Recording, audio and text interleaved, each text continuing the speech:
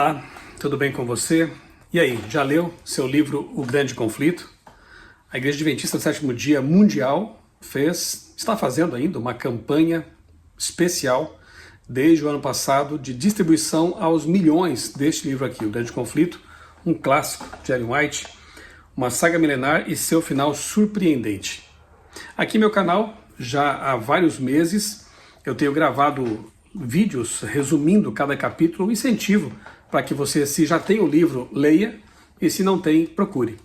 Você pode procurar numa igreja adventista do sétimo dia mais próxima de você, eu tenho certeza de que será bem atendido, bem recebido, e se ainda houver disponíveis esses livros ali na igreja, você poderá receber um de presente.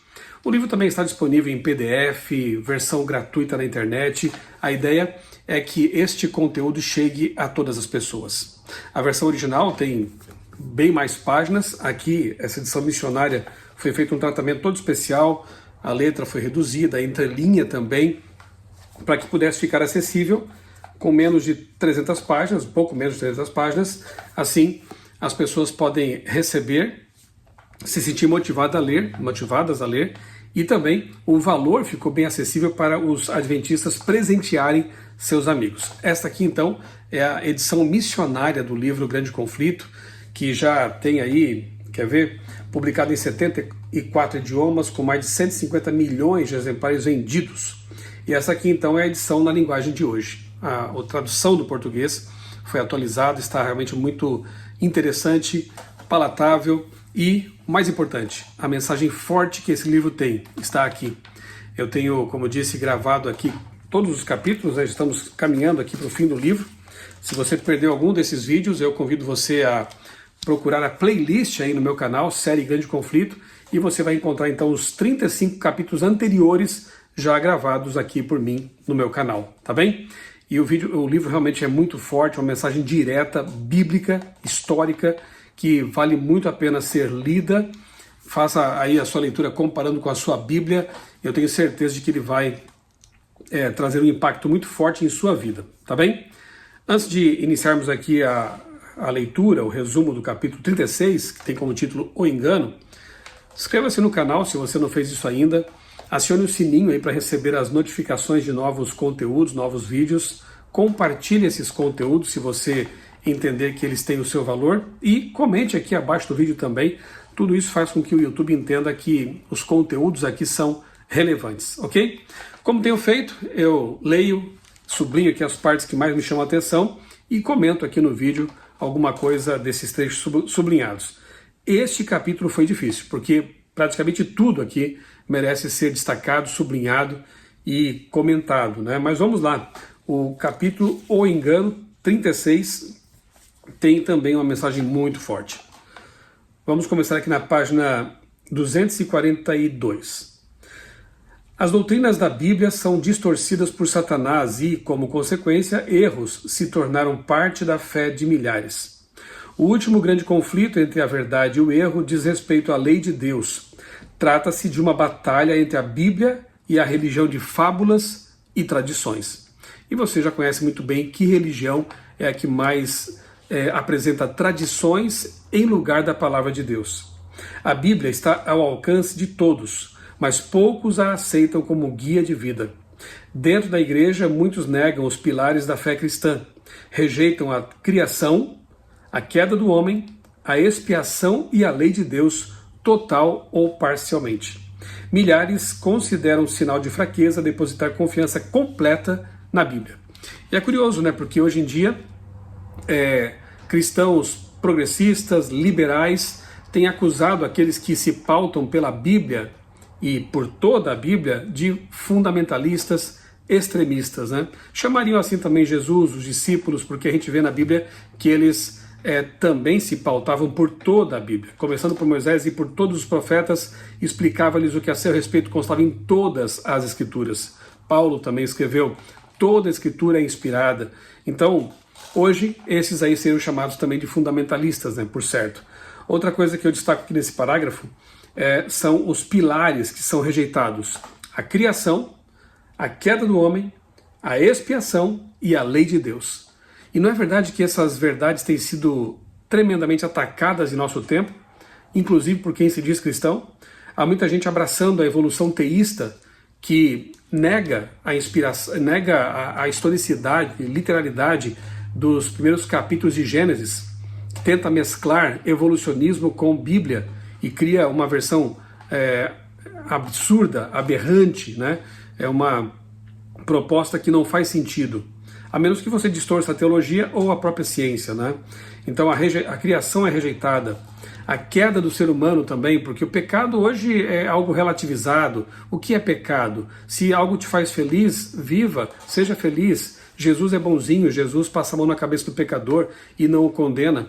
Veja que pensamentos, que rejeição perigosa dessas verdades aqui, né? Então, o ser humano, ele é pecador, ele caiu e ele precisa de redenção. E aí a expiação também é lançada por terra. Quanta gente hoje criticando, questionando, chamando de heresia o juízo pré-advento, o juízo investigativo, um momento muito delicado na história em que estamos vivendo o antitípico dia da expiação, como era prefigurado lá no santuário, como já estudamos também aqui nessa série. E, finalmente, a lei de Deus, total ou parcialmente, como é o caso, né, dos 10 mandamentos no catecismo antigo. Eu estudei em escola que era gerida por irmãos maristas. Tenho em casa o meu catecismo das aulas de religião e estão lá os 10 mandamentos católicos, né, que foram adulterados em relação aos da Bíblia. Guardar domingos e festas de guarda. Não tem o segundo mandamento, que manda que proíbe a adoração de imagens. No mandamento do catecismo, nos mandamentos do catecismo você não encontra o segundo mandamento. Aí fizeram uma versão mais recente, de capa amarela, em que aparecem ali os mandamentos bíblicos e ao lado os mandamentos católicos, como que dizendo, olha, na verdade nós aceitamos sim o que está na Bíblia, só que a igreja ela tem autoridade para alterar, e aí você fica naquela confusão, né? Mas os catecismos mais antigos nem trazem os mandamentos bíblicos, e eu sei disso porque estudei numa escola de orientação católica. Então, os mandamentos do catecismo são uma adulteração da lei de Deus escrita pelo próprio dedo de Deus, e isso é um absurdo. Ninguém tem essa autoridade de mudar a lei de Deus, escrita pelo dedo de Deus. O quarto mandamento manda repousar no sábado, e o segundo manda não se prostrar diante de imagens para adorá-las, reverenciá-las, o que quer que seja. O mandamento proíbe esse tipo de conduta. Então, é colocar a tradição ou o pretenso poder de uma instituição acima da própria Bíblia, o que contraria, obviamente, a vontade de Deus. É tão fácil fazer um ídolo de falsas teorias quanto criar um ídolo de madeira ou pedra. Ao difamar Deus, Satanás leva as pessoas a uma falsa concepção de quem ele é. Colocam um ídolo filosófico no trono em lugar do Deus vivo, revelado em sua palavra, em Cristo e nas obras da criação. O Deus de muitos filósofos, com D minúsculo, poetas, políticos, jornalistas, o Deus de muitas universidades e até mesmo de algumas instituições teológicas é pouco melhor do que Baal, o Deus Sol da Fenícia dos dias de Elias. E é perfeito o que ela escreve aqui, né? Isso que ela escreveu isso aqui no século XIX, né? Universidades que ensinam teologia, na verdade, levam as pessoas a duvidar da inspiração da palavra de Deus. Levam as pessoas a não aceitar mais a palavra de Deus como normativa e praticamente igualam o cristianismo com outras religiões que são tão antagônicas ao cristianismo e à Bíblia. Então, há ideias, filosofias, ideologias sendo colocadas aí no trono que pertence unicamente a Deus e, portanto, sendo transformadas em ídolos. Idolatria ideológica. Ou possessão ideológica, né? Como já ouvi essa expressão também sendo usada para caracterizar aqueles que estão possuídos de tal maneira por uma filosofia, uma ideologia, que nem enxergam mais o caminho perigoso que estão trilhando, né? A França tentou o experimento de anular a lei de Deus quando o ateísmo se tornou o poder controlador. Isso demonstrou que descartar as restrições colocadas por Deus significa aceitar o príncipe do mal como governante.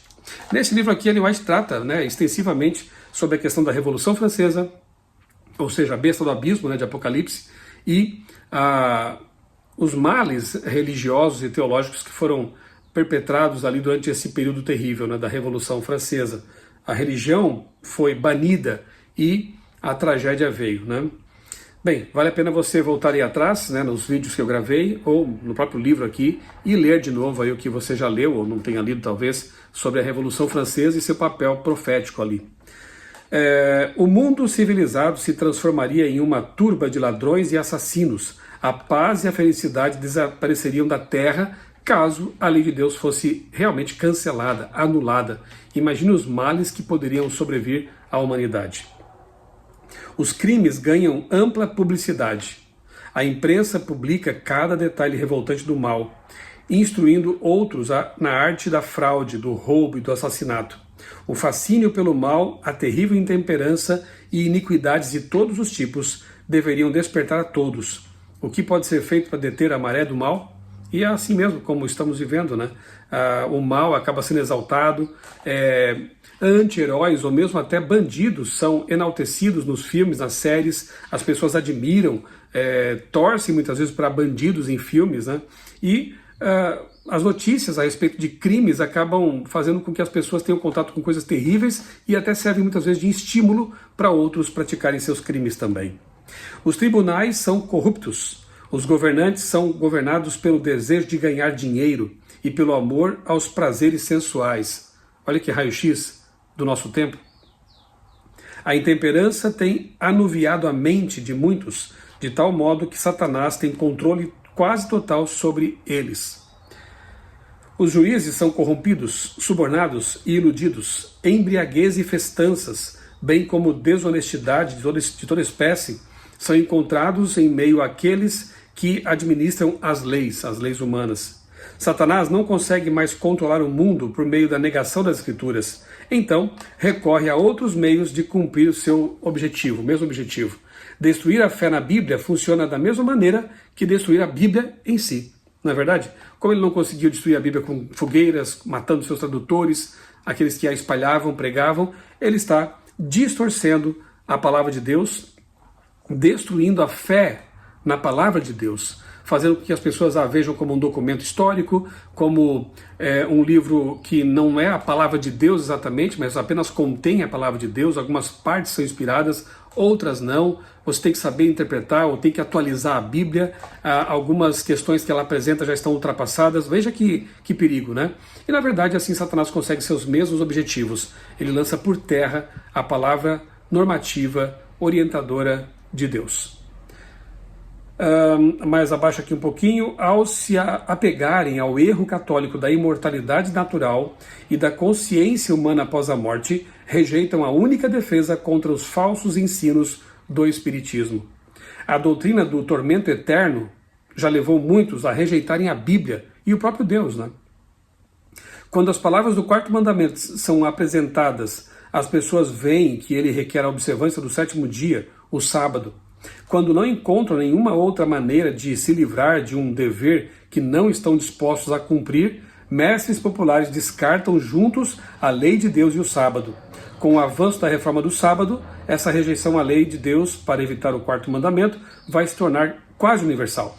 Líderes religiosos abrem as portas para a descrença, o espiritismo e o desprezo pela santa lei de Deus. Olha que ironia, né? Líderes religiosos, pastores, padres estão fazendo isso, né? Abrindo o caminho para a descrença ao negarem a criação, a origem, o Deus Criador, o espiritismo, ao abraçarem dogmas como a imortalidade da alma, o inferno de fogo eterno, contato com os mortos, e o desprezo pela lei de Deus, ao dizerem que a lei foi mudada, o mandamento foi alterado ou coisa parecida. É triste e lamentável ver como muitos religiosos estão caindo nessa conversa diabólica, né? Página 244. No entanto, essas mesmas pessoas alegam que a obrigação da observância do domingo melhoraria a moralidade da sociedade. Olha aqui o caminho para o decreto dominical, preste bem atenção. Um dos enganos de Satanás consiste em misturar a falsidade com o tanto exato de verdade para tornar fácil acreditar nela. Ele nunca vem com a mentira escancarada, né? Ele coloca suas pitadas de mentira, de erro ali entre as verdades da palavra. Os líderes do movimento dominical podem fazer campanha por reformas de que as pessoas necessitam, por princípios em harmonia com a Bíblia. Mas enquanto aliarem essas questões a uma ordem contrária à lei de Deus, os servos do Senhor não poderão se unir a eles.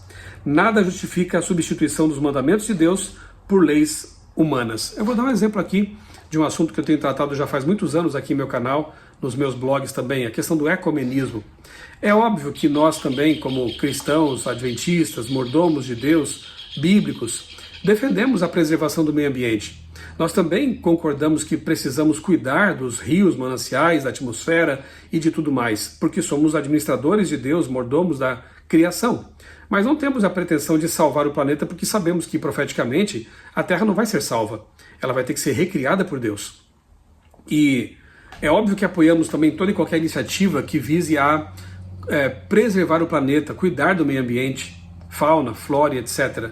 Agora, se isso exigir de nós a desobediência a um mandamento de Deus, e o caso aqui é o sábado, porque já estão pregando sobre o domingo climático, o domingo para salvar a terra. Papa Francisco já publicou faz alguns anos, 2015, a sua encíclica Laudato Si, na qual defende que o domingo seria uma boa proposta para o descanso dominical, para amenizar os efeitos das mudanças climáticas. Aí não podemos concordar com isso, porque já existe o dia da natureza, o dia que é o memorial da criação, na Bíblia, é o sábado. Mas quem insistir nisso vai ser visto como fundamentalista, contrário à salvação da terra. Veja que distorção da coisa, né? Serão vistos como pessoas não gratas. O texto continua aqui dizendo mais ou menos isso, quer ver? Com dois grandes enganos, ou dois grandes erros, a imortalidade da alma e a santidade do domingo, Satanás enredará as pessoas em seus enganos. Enquanto a imortalidade da alma lança as bases do espiritismo, a santidade do domingo cria laços de simpatia com Roma. Os protestantes dos Estados Unidos assumirão a liderança ao estender as mãos através do abismo para segurar a mão do espiritismo. Eles também esticarão os braços pelo abismo para dar as mãos ao poder romano. Sob a influência dessa tríplice união, esse país, Estados Unidos, seguirá os passos de Roma ao passar por cima dos direitos de consciência. Sim, haverá essa tríplice união, já está sendo estreitada, já faz algum tempo. Nós já vimos aí o próprio Papa Francisco esteve nos Estados Unidos, ali a convite dos norte-americanos, do governo, e os protestantes abraçando aos poucos, né, as mãos do romanismo e também do espiritismo, né? Esses dois grandes erros os unem: a observância do domingo e a crença na imortalidade incondicional do ser humano, a imortalidade da alma. Esses dois grandes erros unem, são como uma cola a unir todos os cristãos em volta de uma mesma ideia, né? Os protestantes que deixaram de lado o escudo da verdade também serão iludidos. Católicos, protestantes e todas as pessoas secularizadas verão nessa união um grande movimento de conversão do mundo. Quem viver, verá. Aliás, eu tenho dito isso, né? Tem gente que, o decreto dominical é uma invenção adventista, é coisa de Ellen White. Não, não é não. E a gente vê que há uma tendência nessa direção, e se você ainda duvida, eu espero que você tenha tempo lá na frente de reconhecer, se voltar para Deus, se arrepender de seus pecados, porque quem viver verá. Isso vai acontecer. Anote aí, lembre-se das minhas palavras. Quando houver uma agitação em torno desse assunto no sábado e domingo, pouco depois haverá realmente leis dominicais que forçarão a consciência das pessoas. E aí você se lembrará do que ouviu, do que leu nesse livro aqui também, ok? É o objetivo de Satanás instigar as nações à guerra. E nós estamos vendo isso exatamente nesse momento. Quantas guerras, quantas batalhas acontecendo agora. Satanás, esse texto aqui é interessantíssimo, eu sempre cito em minhas palestras sobre a questão do ecumenismo. Satanás estudou os segredos dos laboratórios da natureza e usa todo o seu poder para controlar os elementos até onde Deus o permite. Sabem, há uma insistência forte, né, para que as pessoas creiam que a causa principal das mudanças climáticas seria o ser humano, ou seja, causas antropogênicas. Eu não vou discutir isso, nunca neguei o fato de que tem havido realmente crises ambientais, e talvez eu questione um pouco a questão da causa principal. Existem outras causas como atividade solar, tempestades de raios, obviamente que a emissão de gases de efeito estufa também, mas olha só o que diz aqui o texto. Satanás estudou os segredos da natureza e usa todo o seu poder para controlar os elementos até onde Deus permite. Mais abaixo, olha o que ela diz. Em acidentes no mar e na terra, em grandes incêndios, tornados, saraivadas, atrozes, tsunamis e terremotos, de milhares de formas, Satanás exerce seu poder. Olha aí. Então, não esqueçamos do fator Satanás nesse mundo, trazendo tragédias, inclusive terremotos, que não tem nada a ver com mudanças climáticas, né, diretamente. Então, o fator Satanás ele não é levado em consideração, mas com certeza ele, o diabo e seus anjos estão atuando incansavelmente para prejudicar as pessoas, matar pessoas e destruir o planeta.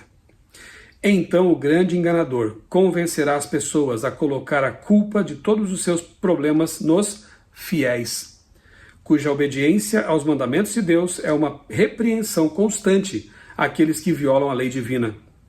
Dirão que essas pessoas estão ofendendo ao Senhor por transgredirem o domingo e que esse pecado acarretou os desastres, os quais só pararão depois que a observância do domingo for estritamente praticada. Alegarão que aqueles que destroem a reverência pelo domingo estão impedindo a restauração do povo ao favor de Deus e sua prosperidade material. Repetirão a acusação feita tanto tempo atrás contra o servo de Deus. Quando viu Elias, disse-lhe: é você mesmo, perturbador de Israel? 1 Reis 18:17.